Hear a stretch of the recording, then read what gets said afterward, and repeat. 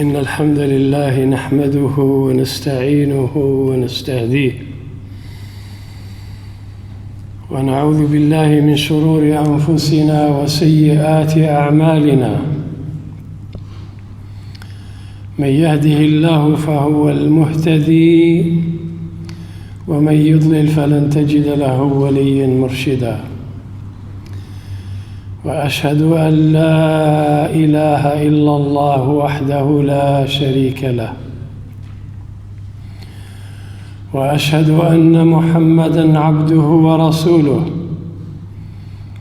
صفيه وخليله أرسله بالحق بشيرًا ونذيرًا وداعيًا إلى الله بإذنه وسراجًا منيرًا أما بعد فإن خير الحديث كتاب الله وخير الهدي هدي محمد رسول الله صلى الله عليه وآله وسلم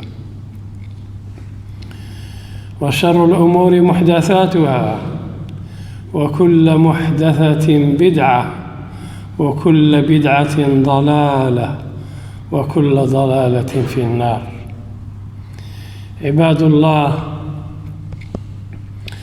إن الله تعالى يقول في كتابه العزيز يا أيها الذين آمنوا اتقوا الله حق تقاته ولا تموتن إلا وأنتم مسلمون ويقول سبحانه وتعالى يا أيها الذين آمنوا اتقوا الله وقولوا قولا سديدا يصلح لكم أعمالكم ويغفر لكم ذنوبكم ومن يطع الله ورسوله فقد فاز فوزا عظيما. And also Allah subhanahu wa ta'ala says يا أيها الذين آمنوا قوا أنفسكم وأهليكم نارا وقودها الناس والحجارة. O you believe, save yourselves and your family from hellfire, whose fuel is stones. وقودها الناس والحجارة, people and stones. Allah said, save your family. So we have a responsibility, my dear brothers and sisters, towards our family, towards our children. They are our primary responsibility. Children are a blessing. Children are an amana. They are trust from Allah. Having children is a responsibility. There are many people who would love to have a child, who would love that Allah blesses them with a child. And yet so many of us have children and they take them for granted and they do not feel they have the burden and the responsibility towards those gifts, those blessed children. So my talk today, my brothers and sisters, is shedding light on the responsibility of parents towards their children, and what do we want from our children, and how do we achieve what we want from them. There's no doubt nobody really loves you more than your parents. I'm saying it to myself, to you, because everyone here in this room, in this hall, in this mosque, has parents. We did not come from nowhere. We had mothers who bore us in their womb for 9 months. She gave birth to us. She took care of us where we could not help ourselves. So the best thing to thank Allah subhanahu wa ta'ala. Allah said, "Anishkur li wa li walidayk," and thank your parents. So I am talking as a child. I have a responsibility towards my father. And at the same time, as a father, I have a responsibility towards my children. And the way you treat your parents, the way you take care of them, you will be in that situation one day. Wallahi, my brothers and sisters, if you have parents who have reached old age and they are not as strong as they can take care of themselves like they used to, it is the moment you should be there for them. You should make life as easy as you can for them. Help them, be on their side, raise their morale, reassure them, and remember them. I know some of you probably, your parents are in another country, but still, don't ever forget about them. Remember them in your prayers and give them a call, let them hear your voice, reassure them, because wallahi, no one had loved you in this world more than your parents. And they are the ones who cared for you, and they are the ones who really wanted you to be better than them. No one in this world wants you to be better than him except a father and a mother. So when your parents are working hard to give you a decent life, to put shelter over your head, and to take you every day to school with nice and clean clothes, they are not servants. They are your parents, and they are doing it with love. Be grateful. Don't take them for granted. Don't take your parents for granted. There are children who do not have parents. They become what we call yatama, orphans.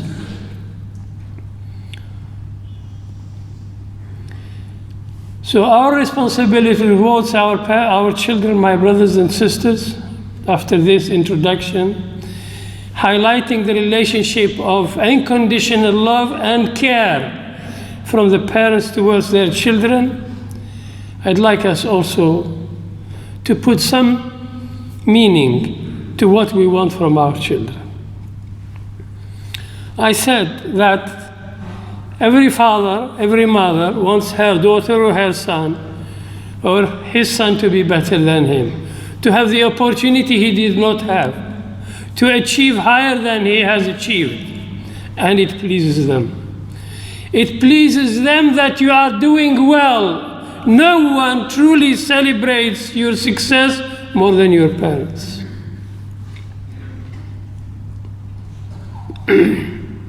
Siblings, Shaitan can put that disease in their hearts of jealousy, of rivalry, but parents, never. Never. We want our children to be thankful to Allah subhanahu wa ta'ala, to be aware of Allah the Almighty who gave them parents, who have given them that opportunity that many children don't have. We want our children to learn to know Allah and to be grateful and to love Allah subhanahu wa ta'ala. It is never too early to talk about Allah to children. And obviously when you talk about Allah, you are talking about Him, the only one. And talk about Tawheed in the simplest way that a child can understand it. Don't scare him with Allah. Talk about how Allah had given us all that we have. Make a child love Allah. Encourage him. When you do these things, Allah will love you. So we want the child to be aware of the Almighty, the concept of God, the Creator, Al-Khaliq, Al-Bari', Al-Raziq, the Provider, it has to be in every child's thinking. That seed of Iman and Tawheed should be nurtured. A child links up everything to Allah subhanahu wa ta'ala. He grows up to be a believer. And no one, inshallah, when he reaches adulthood, can ever shake that faith in his heart. Though so many people are trying. But when you put that seed of Tawheed, of Iman, in your child's heart, and you make him to love Allah, whenever he thinks of Allah, he thinks that he is the one who created him, created his parents, is the one who gave him everything. And we have to emphasize to our children, what we are providing for them, it comes from Allah. Everything return it to Allah subhanahu wa ta'ala. After that, they need to know what Allah expects from us all, and that is to worship Him. So my brothers and sisters, whenever you go to the mosque, when your child is more than 3 years old, he knows, and you start teaching them about the importance of the mosque, and the adab of being in a mosque, to be considerate, to try to listen and sit down properly in a mosque. I have seen parents when I go to some mosques, and a father, he just lives, he lets his child do anything he wants. And I wish he brought him next to him, he sat him next to him, and he told him few words. Your son, wallahi, he takes whatever you say seriously. If you take yourself seriously, your child take you seriously. You are his hero, you are his example, you are his Khutbah. Who loves him more than you? How can he not listen to you? And when he sees how you're sitting properly and you're trying to listen, trying to do your prayer properly, how your child cannot be like you or imitate you? Please talk to them. It does not mean because you love your children, you let them do anything they like. Wallahi, that is a wrong approach. That is a wrong expression of love to your child. If you love your child, give him tarbiyah. Teach him manners. Teach him manners and respect of the place and respect of the company of the people around him. You do not love your you do not love your child if you don't teach him the manners. You can fool yourself. Oh, he's my child, I love him. I let him do anything. You don't love him by this. You're fooling yourself. Your child, when he grows up, he will say, I wish my parents taught me the manners. He later realizes how much he had missed. He did not know how to behave in a gathering, in a meeting. If you love your child, teach him. Teach him the manners, al-akhlaq. It is not, people wallahi do not remember from you your dress and the latest fashion, the latest shoes you bought, but they will remember from you how you behaved, how you talked, how kind, how gentle, how responsible you are, how considerate you are. الناس تتذكر منك أخلاقك. Your manners, that's what people remember of you. Not, oh, he was, mashallah, he was wearing the latest t-shirt with that famous player on it, and he was wearing the latest shoes. people suddenly just move and don't remember that. All they remember from you is your manners, is your actions, your deeds. So teach your children to value the relationships, the place, and they value the moment they are in.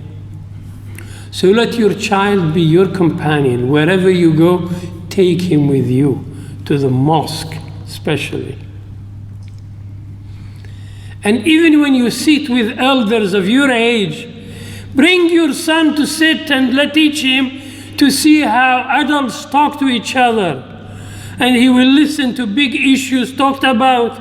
It will get to him. He learns from it. Don't get rid of him. Oh, go you play with your PlayStation. Go you. I will come to talk about that, gadgets these days. Let your child be with you. A mother should let her daughter sit with her when she had visiting ladies and they talk and she learns by listening to elders.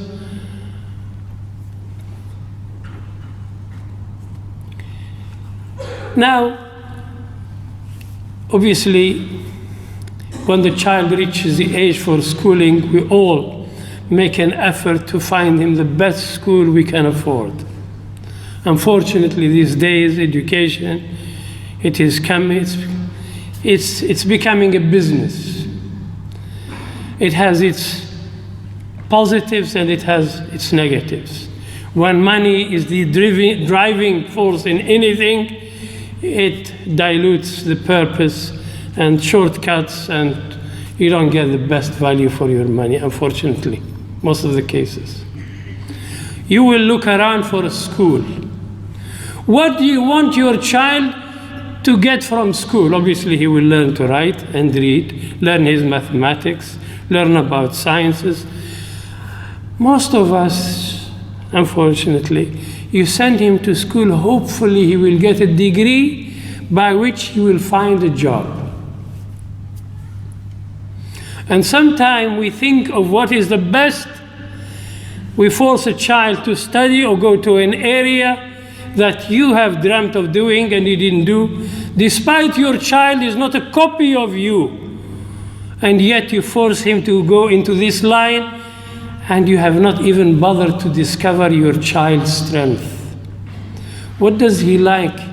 Is he good in writing and reading? Is he good with numbers? Is he good with facts? Which one he finds comfortable? Discover his strength and enhance them and encourage him.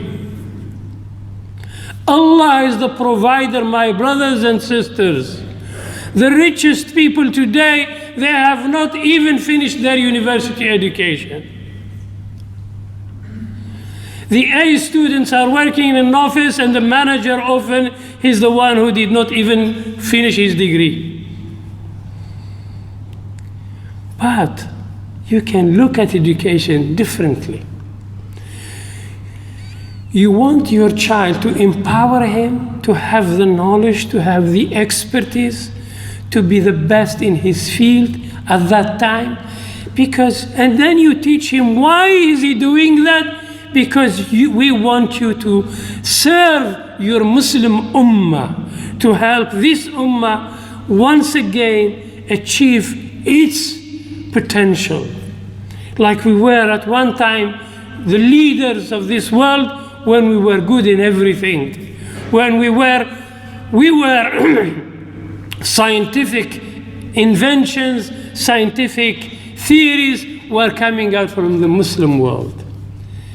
Europeans, if they wanted to be educated, they would send their children to learn Arabic language. And they would study in our universities. And this is up to just 500 years ago, this was the case. But we stagnated. We didn't continue for some reason, political disturbance, divisions among Muslims. We became weak. We lost our sense of direction and our purpose as Muslims in this world. Teach your child to have that intention, to serve his community, to serve humanity, to contribute to the rise of the Muslim Ummah. His objective of studying, his driving intentions, that will make really a leader out of him. But to tell him just so that you get a job, you work in a clinic, somewhere in a hospital, somewhere with a salary, everybody is doing that. There's nothing special in that. He's a Muslim. He has to have something more than just a degree. He has to do it for Allah subhanahu wa ta'ala. When your daughter once chooses to be a teacher, it's a good thing. Because she will be educated, she will be a good Muslimah, and she will influence every child she comes across. We are still importing teachers from other parts of the world. We are not even self-sufficient in teachers. Your child should, whatever he chooses, make him think that what he's doing, let him do it fi sabilillah. Then he will be rewarded for every effort he puts in. Al-ilm in Islam has been emphasized. The first word, the first ayah revealed in Quran was Iqra. اقرأ باسم ربك الذي خلق خلق الإنسان من علق اقرأ وربك الأكرم الذي علم بالقلم علم الإنسان ما لم يعلم. We are an ummah of knowledge. This is not to be argued. We are an ummah of knowledge. نحن أمة العلم. العلم والعمل. When we, as I said, at one time in our history, we have lost the focus or the sense of our direction. Other people took what we have and they built on it. Today they are exporting to us, and we are sending back our children to study in their universities. Now the lucky among us is to study in Cambridge and Oxford. Those universities started with Muslim textbooks written by Muslim scholars. Can we reverse that? Can we achieve our glories again? Of course we can, I have no doubt. Wallahi, let's have our faith in our children, our youth. My brothers and sisters, the importance of youth in Islam is well highlighted in Quran and in Sunnah. Allah subhanahu wa ta'ala told us stories of young men who made a difference in this world. Ibrahim alayhi salam was a young man when he challenged his people in their ibadah of asnam, in their worship of idols. Yusuf alayhi salam, because he was raised as a believer and he had the fear of Allah in his heart, when he was tempted by a lady, he said, Inni akhafullah. He said, Ma'adh Allah, I will never do such a thing. When she tempted him, he refused. He remembered Allah at that moment, and he did not, even if it meant he goes to prison. And later he became a leader because of his patience, and he became a minister serving the country that once he was in a prison in that place. Luqman alayhi salam is an example of a father. Allah subhanahu wa ta'ala mentions Luqman as a father who chose to give advice to his son. Ya bunayya. Addressing his son, he said, Ya bunayya la tushrik billah. The first thing he told him, don't associate with Allah any other God. To believe in Allah one and the only one. And then he told him, my son, know that every little thing you do, every little thing that happens in the world, Allah knows about it. He makes him so that he becomes aware of Allah subhanahu wa ta'ala. The fear of Allah in his heart. Taqwa in his heart. There's a difference between taqwa and fear. The taqwa in his heart.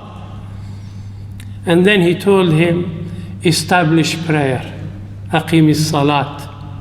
And do good deeds. And then concluding his advice saying, my son, he told him some manners he should practice with his people. لا تصعر خدك للناس. Do not walk with arrogance on this earth and do not feel that you are better than other people. Humble yourself. People would listen to somebody who humbles himself to them. واخفض لهما جناح الذل. Rasulullah sallallahu alayhi wasallam, if he was not soft and gentle to his people, they would not have listened to him. And then he said, do not shout. إن أنكر الأصوات صوت الحمير. Talk nicely, talk reasonable, be dignified in the way you speak, in the way you walk. These are the example how a father gave advice to his child. My brothers, these are some of the thoughts I thought I'll share with you. Subject is big. Maybe inshallah we'll do a series of talks on this subject of raising and parenting in our halaqah on Thursday. And inshallah, if we'll define the dates, we'll announce it to you.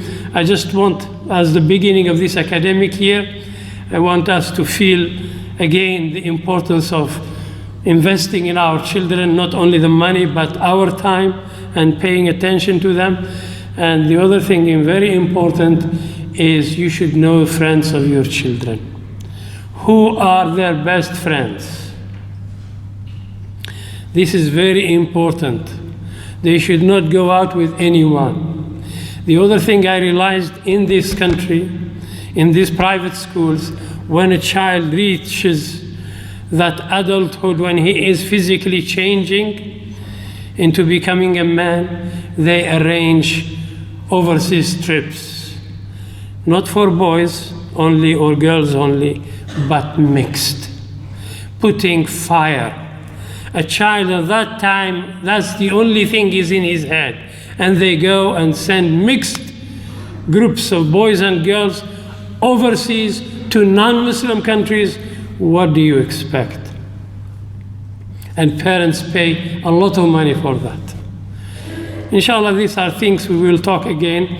This is why in our community here we will start youth group to assist you to teach our children these beliefs. Some of them I told you about on a weekly program which we've been running for the last 10 years. We know that schools do not provide proper Islamic education. We want to compensate for that, and we are starting it next Saturday, inshallah. And we look forward to see your children attending this program. أقول قولي هذا وأستغفر لكم الله الرحيم.